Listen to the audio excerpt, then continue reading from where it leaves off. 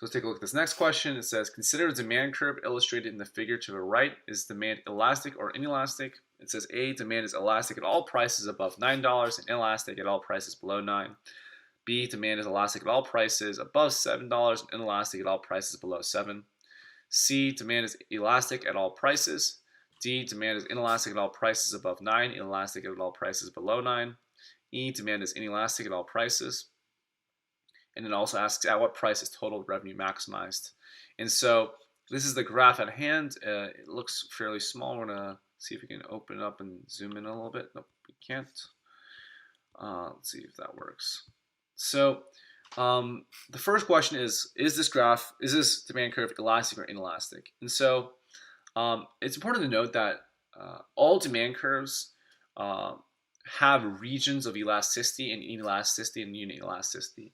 It's going to be unit elastic right in the middle. So if we take the x-intercept is at 9, so 4.5 is going to be the point at which it's unit elastic. And so for anything above that point, because we're talking about percentage change, not absolute change, anything above $9 is going to be considered elastic, whereas anything below $9 is going to be considered inelastic. And to see that, all you have to do is look at the equation for elasticity. We were just talking about that here, where percentage change in quantity divided by percentage change in price. When you already have high quantity, then a change from like 5 to 6, let's say, is only a 20% change, whereas a change from 1 to 2 is a 100% change in quantity, right? So when you already have high quantity, then elasticity is going to be lower, and that's why it's inelastic after the halfway point. And then the other sense, elasticity, when you have a lower quantity demanded, that's going to lead to a more elastic demand because the initial elasticity is very high at low quantities. And so we're going to say that A is correct. Demand is elastic at all prices above $9. $9 is the price at 4.5 units, right? $9. And so any point above that is going to be elastic, and at any point below $9 is going to be inelastic. And then it asks us at what price is total revenue maximized. And so total revenue is maximized. And so what we would basically want to do is multiply out price times quantity for every single point along this graph. So we can do that really quickly. We can do at 0, it's 0 over here. At 1, it's $16. At 2, it's $28. At 3, it's $36. At 4, it's $40. At 5, it's $40. So at 4 we had 40, at 5 we had 40, and so we're going to assume that the price is going to be maximized at either production of 4 or 5, because we go to 6, then we only get 36. So we peaked at $40 as total revenue. So at what price is total revenue maximized? Either when price is equal to 10 or 8. If you could sell, I guess, half units, then you get 4.5 times 9, which I believe is going to be 40.5. So that would be the peak. But if you can't sell half units, then it would be either 10 or 8. But 9 is going to be the closest we can get if we can sell half units. So that is the total revenue maximization. Let's take a look at the previous tutor's answers. It said A, demand is elastic at all prices above 9 and inelastic at all prices below 9. So this is the same as we said. And so, we said when demand is elastic, then increase in price leads to a decrease in total revenue. When demand is inelastic, increases in price leads to an increase in total revenue. So that total revenue is maximized when the price equals $9. Right, so this is, again, a very good thing to point out. The previous tutor did that I should also touch on is the relationship between elasticity and total revenue. And so they note that there's this case where when demand is elastic, then increasing price increases total revenue.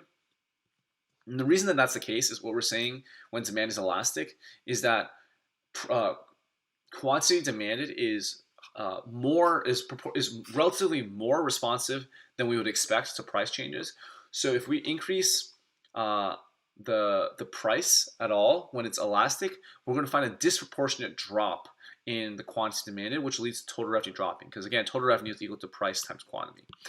So when the demand is elastic, what we should be doing is decreasing the price, because even though by decreasing the price we decrease the amount of money that we can bring in for each good, the elastic demand means that the reduction in price is compensated by more than proportional increases in quantity demanded, which would overall increase the total revenue.